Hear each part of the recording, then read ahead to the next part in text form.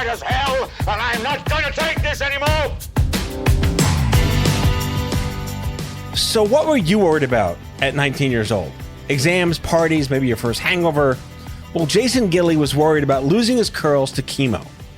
Now, this kid went from getting cut in middle school basketball to throwing heat in college, only to get slammed with stage 3 testicular cancer.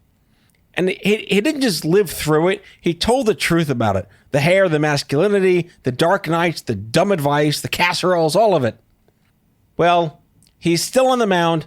He's still chasing strikeouts. And he's with me here today in studio. So this is the kind of story you don't hear from ESPN or your oncologist. You hear it right here on Out of Patience. Let's get started.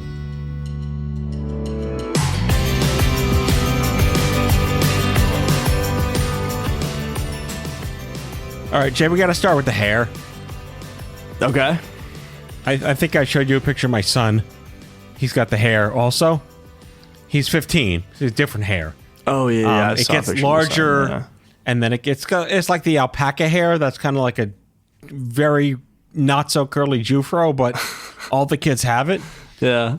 Did you used to have that and it got tamer? Because it's kind of like got a beautiful zip code of its own now. Yeah, cancer definitely changed it. Let's see. I mean, so when I was like little, really up until I was like probably 13, 14, maybe even 15, I had just wavy hair, like straight/wavy. Like I would comb my hair and everything like straight and stuff and style it straight. But then it started getting really, really curly in high school and then got insanely curly like my junior and senior year for sure.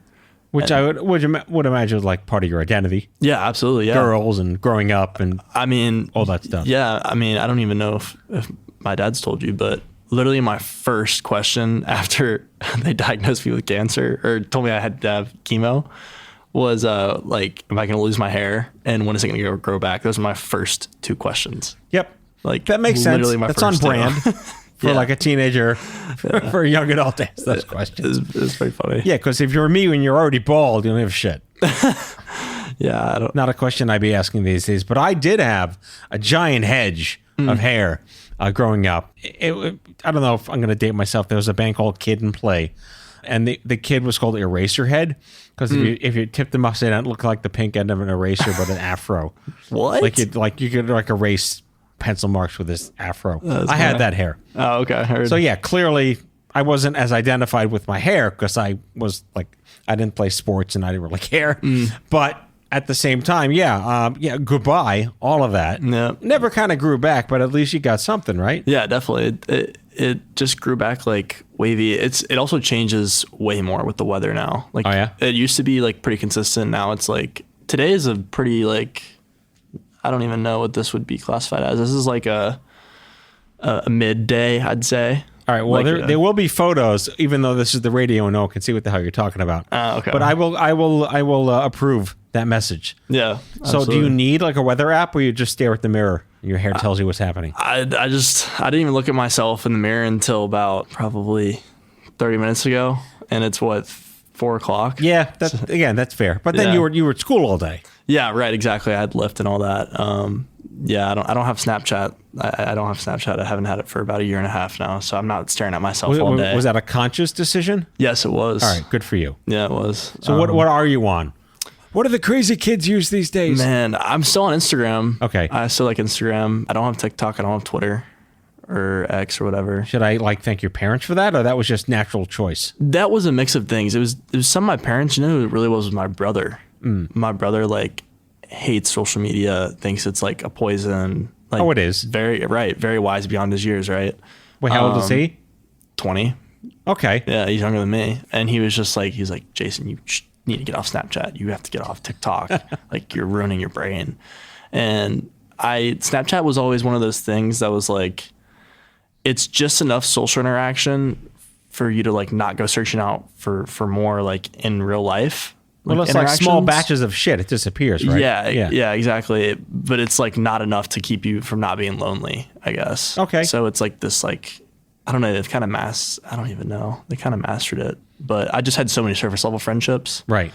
And then I was just like, there's just no point in this. If I want to actually like have really deep friendships, I don't think Snapchat's going to like. God, your dad raised you well.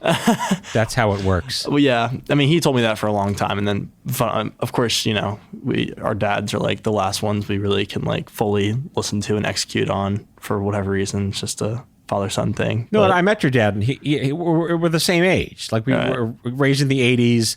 Go off and come home when the lights get back. Just don't kill yourself. Try to not get in trouble. Right. Like I feel like I tried to instill that into my kids. Yeah. So they're not like fifth place trophies and all these things like that. But you know, get hurt, try to not get bullied, tough it out, get street smart. Yeah. You seem to have that kind of upbringing. Yeah. I mean, man, he definitely was like big on letting us figure stuff out. But at the same time, I mean, me and my brother Tyler, like both had really, really rough goes of it in elementary and middle and beginning of high school, honestly. Academically or socially? Socially. Okay. Yeah, it was really, really rough socially. So, I mean, my dad let us kind of navigate those interactions on our own while still being like somebody we could go to and stuff like that. Wait, what's your age difference? 18 months. Okay, so like brother. we call that Irish twins. Yes. So. Yeah, exactly. We're super, super close. And we kind of had like the same, not like totally the same difficulties because Tyler was more popular, but he like had a lot of surface level friendships and a lot of the kids were just mean because we were you the athlete though? I wasn't really like a great athlete until later on in high school. Okay. I didn't make any of my good baseball teams really. I wasn't good at football. I wasn't good at basketball. All right, I'll be honest with you. Those are good things because no one should peak in high school. Right. Exactly. Yeah. Yeah. I mean, I hit my spurt, you know, kind of later on, which is good because I saw so many of the kids that were like really good when we were little that never actually ended up doing anything with their younger talent because they didn't have to like work hard or anything. How many people still see you and say, "Oh, you poor thing, but you look great"? No, nobody really. Really? You're over that already? Poor thing? Yeah, no. Nothing. Wow. They still say that to me and I'm 52 years old. Really? Yeah. Wow, no. I'll see my parents' friends who are like 80 now. Yeah. Oh, Matthew, you look great. How you feeling? You look so good. Yeah. 30 years later, thanks. They never say like, they always are just like, "Oh, Jason, like, how you doing?" They're just like, "So is everything good?" That's what they hit me with. All right. Is everything good? Like, how is everything obviously being cancer? People basically stopped bringing the casseroles over to the house. Right. Yeah. Yeah, for sure. So, but I mean, it's good for me to just be like, yeah, everything's totally fine. So one of the questions I like to ask, because I was around your age when I was diagnosed, and a lot of my friends kind of like just said, "Later." Did you have that? Like friends just dip out on me? Yeah. No, I would not say so at all, actually. Well, that's good. Yeah. Everybody really, really stuck by me. If anything, people were like actually gravitating more towards me, if anything. Okay. Like I had friends that I wasn't that close with that like were actually checking up on me more and stuff like that, which was great. But at the same time, I don't know if you experienced this, but I actually wanted to socially like isolate myself. Like I didn't want all of that social interaction because I was just in a really dark space. So I kind of withdrew and but I mean, I had a lot of people reaching out for sure. Yeah. And then you have like guilt because they want to help and you just want to be alone. Right. For sure. And I mean, I actually read a Times article about this the other day. Like, I feel like the best thing for people that have had cancer or are going through it is other cancer survivors, honestly, like somebody that's a shared experience. Yeah. It took me 7 years to have my first cancer buddy. Really? I mean, the internet today probably makes it a lot easier. What was your experience and did you find a cancer buddy? So I actually did have one. He actually passed away from osteosarcoma January 2024. He was a friend of mine in high school. He was diagnosed his senior year. He was a year above me. And we did band together. And so he was like always the person I would go to about like everything, just health anxiety or whatever, chemo, surgery, like just everything you could possibly think of. I just felt like I could confide in him. But yeah, he beat his after like, I think it was like 9 months of chemo, was in remission for 6 or 7 or so. Mm-hmm. And then it came back and then he had his leg amputated November late November 2023, and then just couldn't recover from surgery and just lost so many. Yeah. Like couldn't There's make no it. good Hallmark card for that too, especially when he's your cancer buddy. Yeah. And he was your first cancer buddy. Yep. And passed away. Yeah, for sure. I mean, Man, yeah, he was what a only terrible 21. Yeah. God, cancer humor, guys. Cancer humor. Yeah. I miss him dearly. But yeah, since then, I've met a couple people here and there. I really haven't had like a buddy, but I feel like one thing there was a girl in one of my classes here at NYU that I became friends with. And she plays on a sports team at NYU too. I'm not going to share anything more than that, but Yeah, because I want to understand. If it's sports, I'm going to check out. yeah. But we'd like become friends and whatever. And she missed class one day or something. And then I was like, hey, you good? And she's like, yeah, I'm good. Just feeling sick. And then I saw her at like Starbucks about a week and a half later. And I was like, oh, hey, how are you doing? Like, how are you feeling? And she was, But you look great. yeah. And she was like, I'm doing actually not that great. I was diagnosed with cancer. And I was like, well, I had cancer. And she's like, I had no idea. Like, that's crazy. Yeah. And I happened to be like the first person that wasn't on her sports team that she told that she had cancer. Wow. And it was just really, really crazy. But it's the weirdest like conversation to have, right? so odd. Yeah. So I have kind of helped her as much as she's like needed it, just through like, she had a really, really rare form of cancer. It was like, it would basically cause like, they ended up being benign tumors. Now they weren't benign because they would cause health issues, but basically they would just cause benign tumors would just sporadically appear like on different That sounds like a lot of fun. It's terrible. Yeah. So bad. Like, Not okay. she had a bunch on her lungs. She had like in her fingers, like I've never even heard of it. It was crazy. Really, really crazy. But Yeah. I mean, she had to go through so many tests to figure out what it was. Mm-hmm. So that's just like constant scans, constant like anxiety about Yeah. the scans and stuff like that. So I would try and help her with that. She never needed chemo or anything like that. So that was really, really good. Okay. Again, a good problem to have because, again, back in my day, everything was a fucking contest. Right. It was like, oh, you only had 3 surgeries? Yeah. I lost 7 limbs. Right. Like, stop it. Can you please? It's not a contest. Yeah, for sure. Well, I'm glad you didn't kind of face that. Oh, you only had that? Really? Yeah, I definitely feel that guilt, like, because, I had testicular cancer. It's one of the most survivable forms of cancer there is. And I definitely feel that guilt sometimes. Like, sometimes I'll be like, did I even have like cancer? Like, I never really was scared of dying necessarily. Like, most people that get diagnosed with cancer have that fear. But based on statistics, I was never really scared of dying, I guess. So well, it's also like it's a disease of the body, the mind, and the soul at the same time. Yeah. And for men, testicular cancer is like the breast cancer of XY chromosomes. Right. So again, not a contest, but it still fucks with your masculinity. Yeah, absolutely. Definitely mess with my masculinity. Especially at your age. Yeah. Yeah. That was a whole thing. I mean, when you're 80, who gives a shit? Like, Yeah. you got a job to do in your 20s. Yeah, absolutely. That was difficult for me to navigate for a really, really long time, honestly. It took me probably not a really, really long time, but it took me a full 2 years, I'd say, for my masculinity to fully recover. Yeah. And for me to feel like still a man, even though I'm missing. I mean, I was impotent for almost 2 years. Yeah. Like, but I mean, 24, I'm like, hey, look at that. But like 21, 22, 23, not okay. Yeah, absolutely. And I had no coaching, I had no guidance, I had no nothing. Did you bank? Sperm? Yes, I did. Okay. Yeah. Thank God. I mean, because I'm like pretty much totally infertile. So Yeah. like that sucks. But that was definitely like a big thing. Fertility is like, not having the ability to naturally have kids is like. But the It's last just, thing like, on your hits you. mind is like, I'm going to be a dad one day. Right, for That's sure. the last thing on your mind. For sure. I got for shit sure. to do. I mean, yeah, I definitely don't think about it hardly at all anymore. But I guess like just knowing that wasn't a thing made me think about it a lot more than I should have. Because Right. obviously before cancer, I'm not thinking about like Yeah, fatherhood right. or anything like that. But then when you're told that you don't have it anymore, it just bothers you. Like, even though I don't want to have kids right now and haven't. Nor should you. Right, exactly. Nor should I. As an avuncular space right now, Yeah. don't want to have kids right Yep, now. definitely Yeah. not as a 22-year-old in college. Yeah.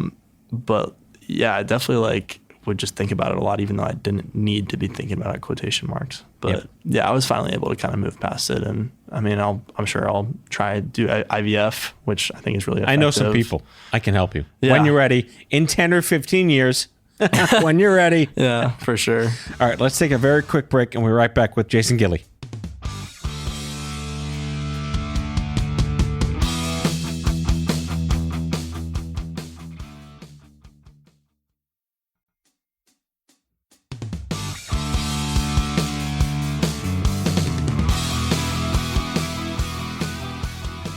So I want to get into sports as much as it pains me. All right, let's do it. I'm ready. No, because like people have anchors and people find anchors and there's meaning in different things. And oftentimes I interview musicians like myself who were a musician, got sick, and it changed their whole art and their craft. Yep. And, you know, for you, baseball, it either saved your life or it's part of your identity now. And like, I want to go through how you find anchors in that recreational space, which you're very passionate about, clearly. Yeah, absolutely. Yeah, baseball. I mean, I have such a complicated relationship with baseball. To be honest, I'm a Mets fan. I understand. Yeah, I mean, it's definitely complicated. It's been complicated my whole life. But where are you from? Atlanta. Okay, so Braves. Yeah, Braves right. for sure. I mean, of course, my relationship with the Atlanta Braves is not that complicated. I just support them, but my relationship with me playing baseball has always been a totally different story. It's just hard to have something that, and I know musicians kind of can go through this too, but it's definitely hard to have something that brings you so much joy or has brought you so much joy that is just such a grind to feel like you're constantly having to prove yourself and improve at all stages. It's just never good enough ever. But do you see it as a self-fulfilling personal growth, or do you see it as I'm never going to be good enough because there are more talented people than me? It's so that's what it used to be. Right. You know, it used to be like, okay, now I have to like get to this level because there are so many people at this level, and now I have to do this and this and this. Now I would say it's definitely more personal growth. Good. But now I'm like at a point in my career with I had my gallbladder removed in January. Like I've had 2, and then an endoscopy in April. Like I've just kind of, you know, I've just had health issues basically my whole college career between cancer. I mean, all the chemo and surgeries that came with that, and then the gallbladder thing, and then. Well, it's going to be the gift that keeps on giving. There's a great quote from the late Stuart Scott. Cancer may leave your body, but it never leaves your life. Yeah. And you have to sort of get busy living on your terms. Exactly, yeah. I guess I'm learning how to do that for sure. But you know, you haven't figured it out yet? Come on. Get to it. Working on it. Yeah. But yeah, I mean, I'm still learning how to do that, and you know, it's just set me back, I guess. And I've always been having to constantly work to get back to like full strength, healthy. Yeah. Because of cancer, and that's a really, really hard thing when it comes to sports and trying to recapture that, like that. It's not that the passion's always been there. Right. It's just wanting to have that success again. What position do you play? Pitcher. Oh, Pitcher. Okay. Yeah. Wait, southpaw? No, I'm a righty. Okay. Yeah. Right. Righty. I'll allow it. Yeah. Righty, low 3/4. And yeah, I mean, I had a bunch of success in high school, of course, which is why I'm playing college. But then freshman year, get cancer. Sophomore year, I'm coming back from it, and then I had a great fall, and then just started battling like mental health issues in the spring from cancer.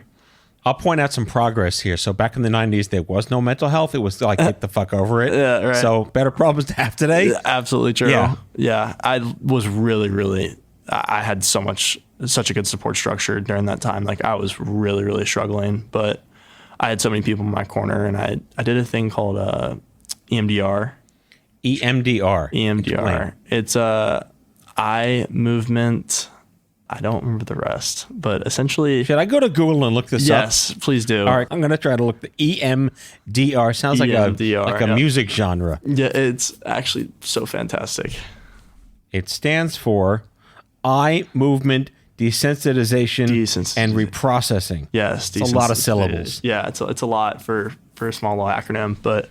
Psychotherapy designed to help people heal from the emotional distress of traumatic or disturbing life experiences by processing the memories of those events. Yep, exactly. So it was fantastic. Trauma, I believe, is stored like in the brainstem, or just above the brainstem, and those are stored in my fists. For some people, I guess that's where it comes out of. Yeah. But where it's truly stored, I think, is right above the brainstem, if I'm remembering correctly. And those we suppress, like, just naturally we suppress traumatic experiences because they are disruptive in our everyday lives. So yeah, during that spring, like, I was diagnosed, like, officially with PTSD, which was just crazy. Like, did they med you to death, or are you doing all the better things without meds? Well, I'm on Prozac and Buspirone. Okay, welcome to America. Yeah, I mean, literally, just my entire generation is pretty much medicated, it feels like. But I actually stopped for a couple months, and then I just got back on it a couple of days ago. Okay, Prozac's a tough bitch sometimes. Yeah, it is.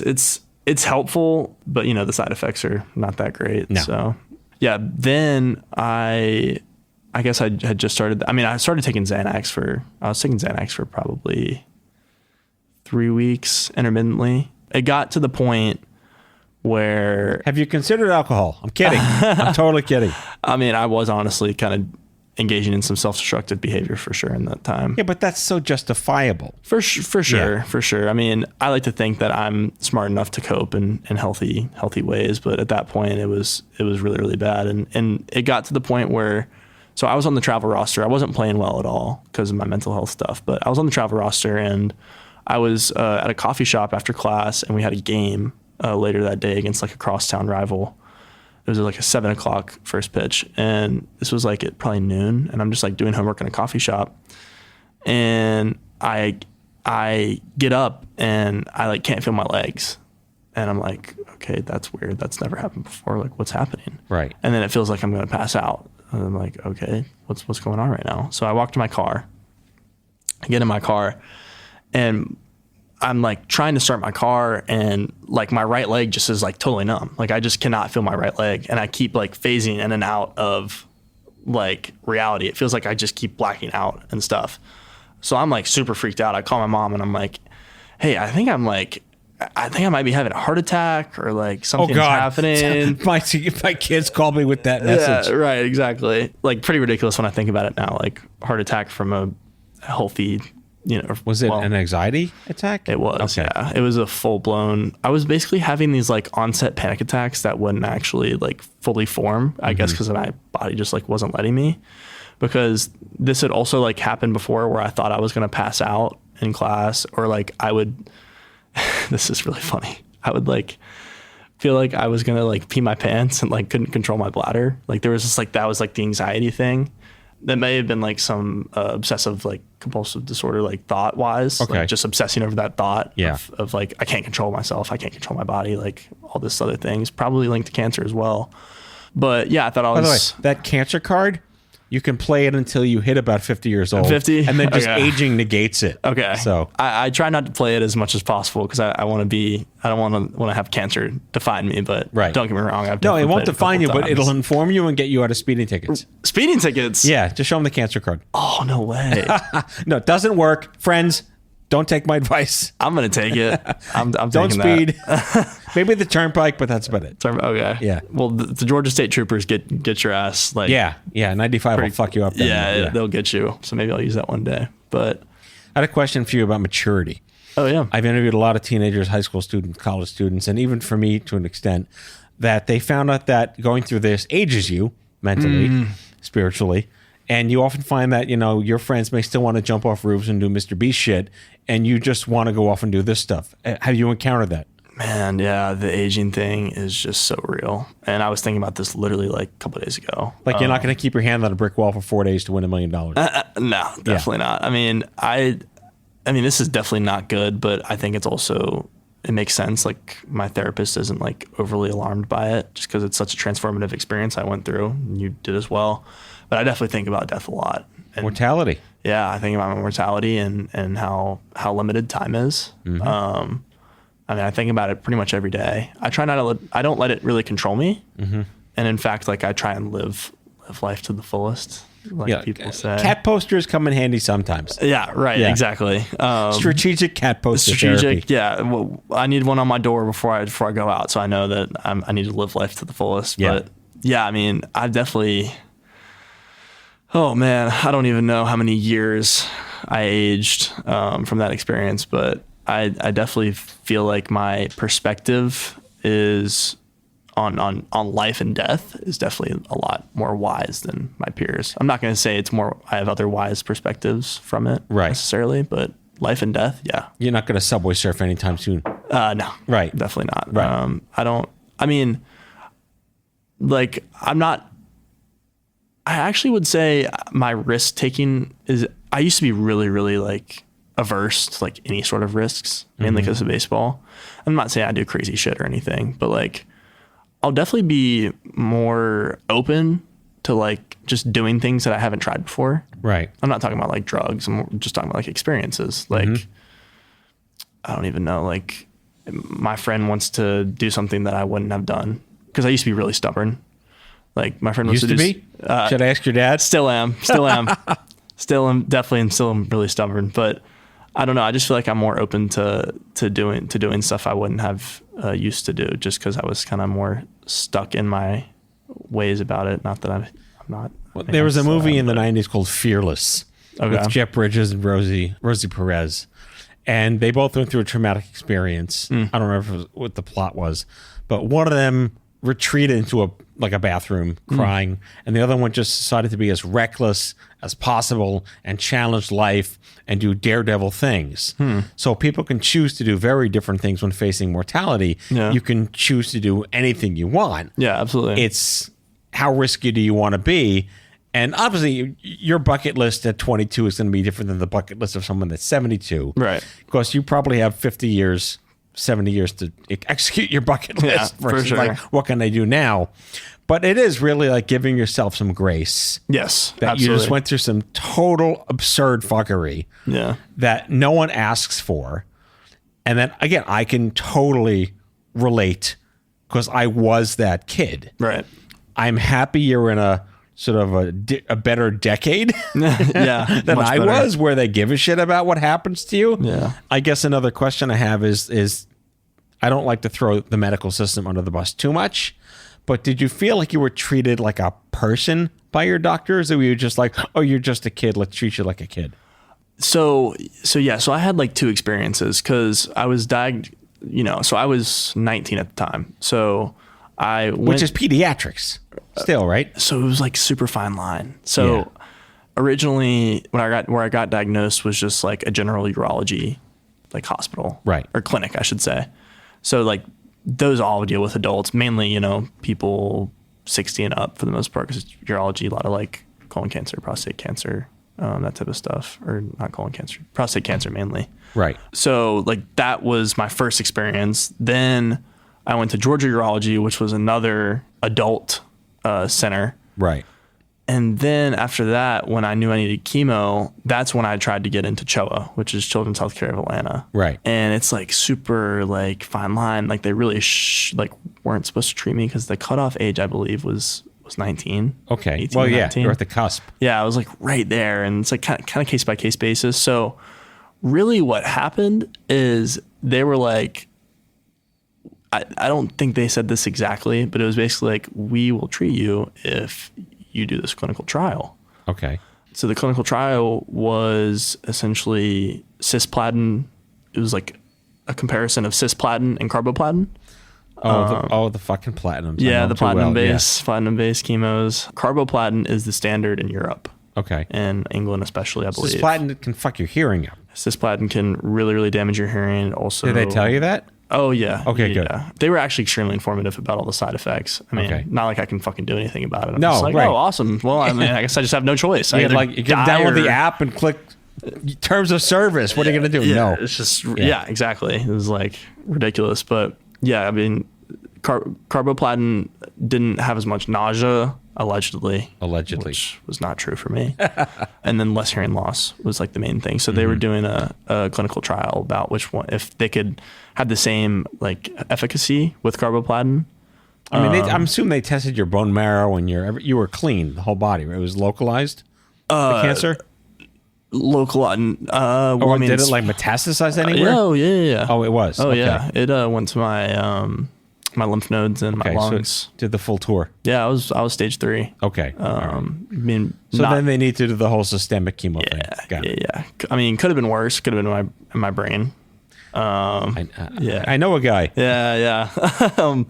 But yeah, it wasn't great. So yeah, so I did full blown chemo, and I actually got the carboplatin branch. Okay. So I got to try that. Still had Do you have any horrible hearing issues? Or are they No, actually not at all. good? Yeah. Okay. I mean, knock on wood. Apparently, Well, when you're 50, yeah, and things fall apart. What they always old. say. Yeah, Right. they're like, never say never. Like for anything, yeah. there's just no guarantees for anything. So I'm always like, No, I asked because, like, again, I started the young adult cancer movement 20 years ago when it was like, you're not a kid, but you're not a geezer. Right. And then how do we treat you age appropriately? Right. Because, again, I was 21, but I was in peds. I mean, like, fucking plushy toys and rainbow wallpaper. And, well, that was me. And a lot of the parents were kind of in their early 20s because their babies were in there. And they thought I was the parent. And I'm like, I'm the kid. Choa was very, very similar. Yeah. To get back to that, yeah, it was.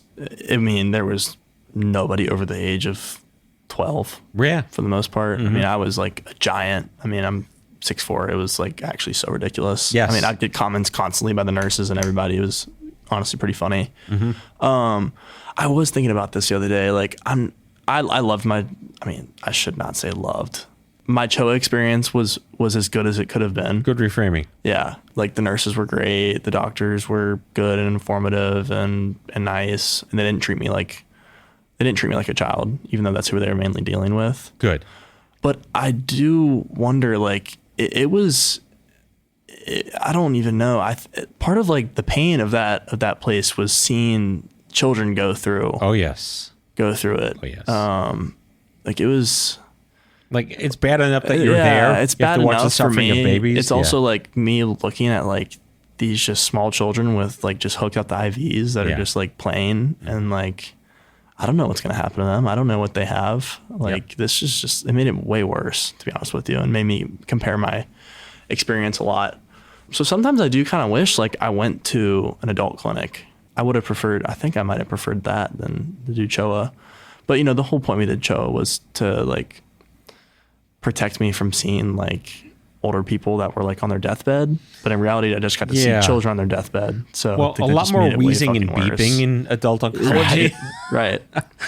For sure. Man, I don't know if there could be any more beeping than what was in Choa. It was ridiculous. I can't stand. I mean, I can picture those beeps. Like, yeah, it's going to haunt you for a little while. Yeah. One of my sort of long-term sensory issues is that I was on the cusp of them inventing antiemetics in the 1990s. So I was on one of the first antiemetics ever invented, called Kytril, which is still in practice today with Zofran and other things. They've improved them over the years. But I was so nauseous all the time. The pill barely worked. I was taking a shit ton of them. And the only thing they had back then was just poison Listerine. Like, that blue Listerine had just come out. It was a little less disgusting than like the gold alcohol Listerine. So I had to like literally guzzle blue Listerine for months and months and months. And I can't even go near that shit today. Wait. Like, you were just like gargling Listerine? Gargling Listerine was the only thing they could do back then for the nausea? mouth sores and to basically get rid of all the acid that was building up as I was throwing up all day. Oh my God. Yeah. That's Again, crazy. this was like antediluvian Turkish prison level shit in the 1990s. Yeah. I took Zofran a lot, for sure. Yeah, because it works. It did work for sure. Yeah. I would say the best thing was weed, though. That was my next question because, again, like, it was totally illegal and anathema and like this thing in the 1990s. And I mean, just as a quick sidebar, my brother-in-law, my late brother-in-law, he died at 19, Ewing sarcoma, but it was in 2003 when it was like, you can't do this. Right. But he smoked weed. He got it illegally from like some guy in the street because he had to. It helped him.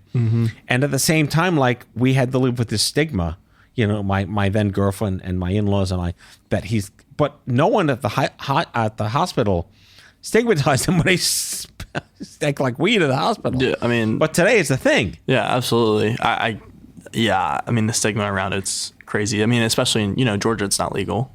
No. at all. Not even medicinally, right? or sort of It's ish? so difficult to get your weed card. I'm not going to go down the avenues of how I got it. I mean, I'm probably already incriminating myself way too much. But yeah, I mean, I will say this. Initially, I took a cannabinoid.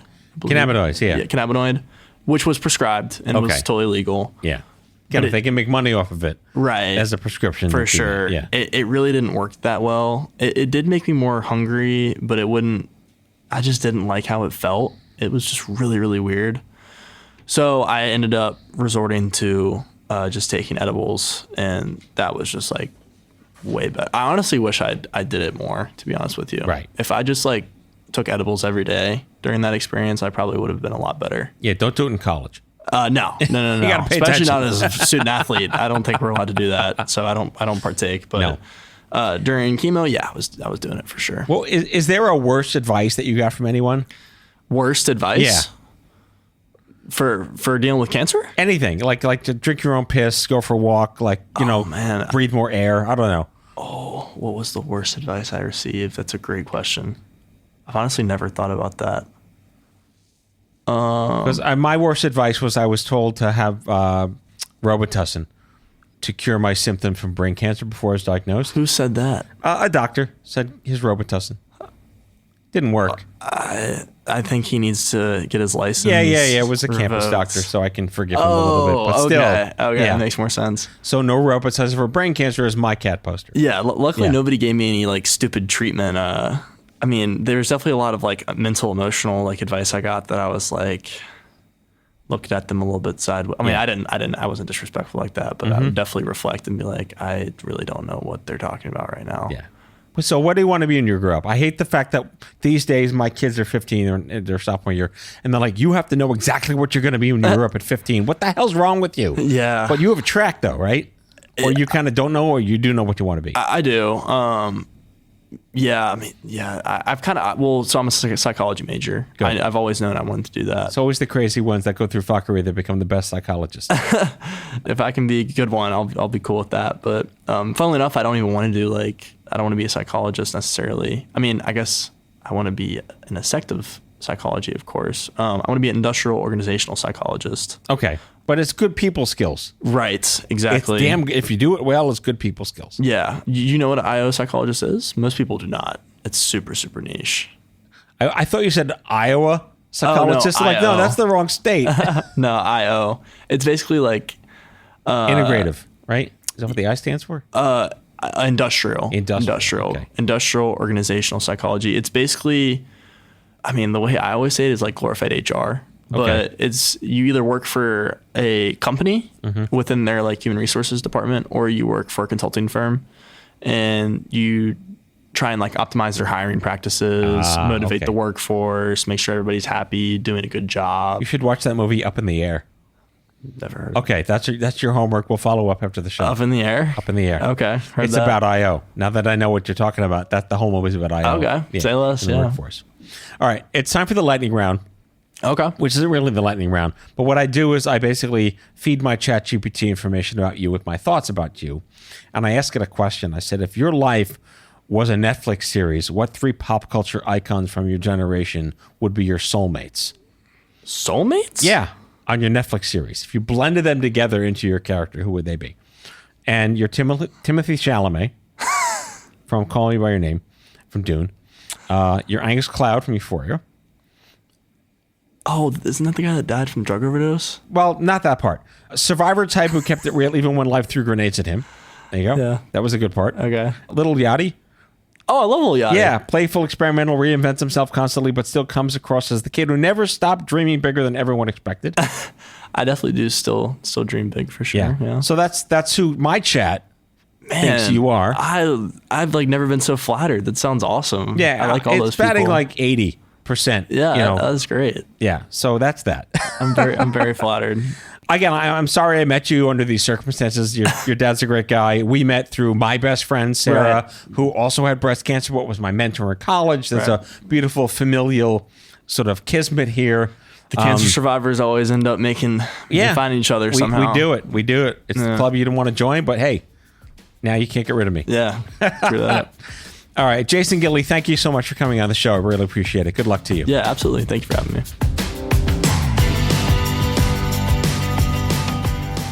Out of Patience with Matthew Zachary is a production of Matthew Zachary Worldwide.